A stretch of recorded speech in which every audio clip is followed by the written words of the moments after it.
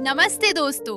वनवास का समय पांडवों के लिए बहुत कठिन था। जहाँ भी वे रुकते, हजारों ऋषि और योद्धा उनके दर्शन के लिए पहुँच जाते। अतिथि सत्कार की पूरी जिम्मेदारी द्रौपदी पर थी। द्रौपदी के हाथ थके हुए थे। एक एक बर्तन उठा के देखा, सब खाली। चूल्हे की आग भी बुझ रही थी। आंखों में थकान थी, पर मन में डर ज्यादा था।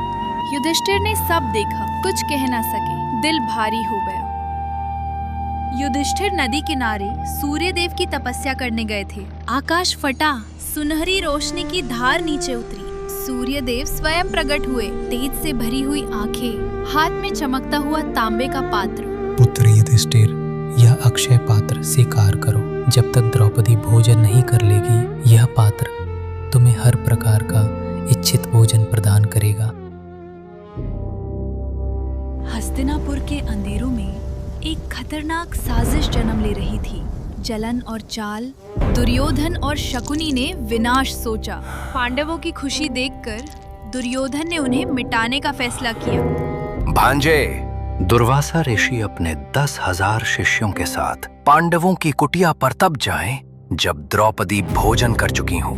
तब वो उसे खिला नहीं पाएंगे और ऋषि के क्रोध से पांडव भस्म हो जाएंगे। जहरीली मुस्कान। साजिश पूरी हो चुकी थी। द्रौपदी ने खा लिया, पात्र खाली, और तभी संकट आ गया। दुर्वासा आए 10,000 शिष्यों के साथ। युधिष्ठिर, हम नदी से स्नान कर आ रहे हैं। हमारे लिए और हमारे 10,000 शिष्यों के लिए भोजन तैयार रखना। द्रौपदी ने सुना, हाथ कांपे, सब खत्म लग रहा था। आंखें बंद, एक ही पुकार, कृष्ण बचाओ। रोशनी से दरवाजा भरा। कृष्णा मुस्कुराते हुए आए। सखी द्रौपदी, मुझे बहुत भूख लगी है, जल्दी कुछ खिलाओ।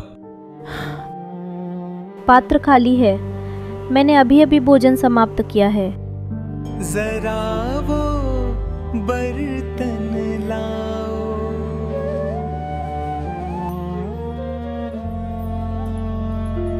वो एक दाना कृष्ण के मुख में गया और पूरा ब्रह्मांड हिल गया। इस एक दाने ने तृप्त कर दिया है। कुटिया से एक सुनहरी लहर उठी, जैसे किसी ने दिव्यता का दरवाजा खोल दिया हो, और वो लहर नदी की तरफ दौड़ने लगी। नदी पर 10,000 लोग स्नान में लगे, और तब वो दिव्य लहर पहुंची।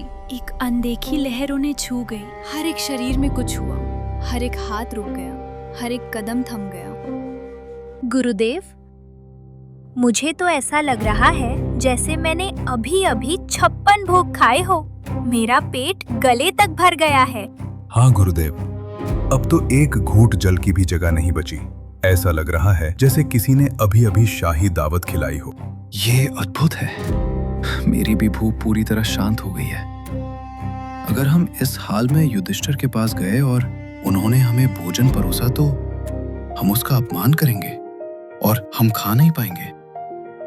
मैं समझ गया, ये उस जगत के स्वामी कृष्ण की लीला है। दुर्वासा ने एक बार कुटिया की दिशा देखी, फिर मुड़ गए।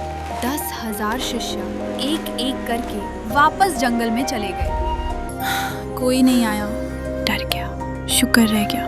तो दोस्तों, अक्षय पात्र की ये कहानी हमें सिखाती है कि यदि श्रद्धा सच्ची हो तो भगवान एक दाने से भी पूरे संसार को तृप्त कर सकते हैं। शुभ अक्षय तृतीया।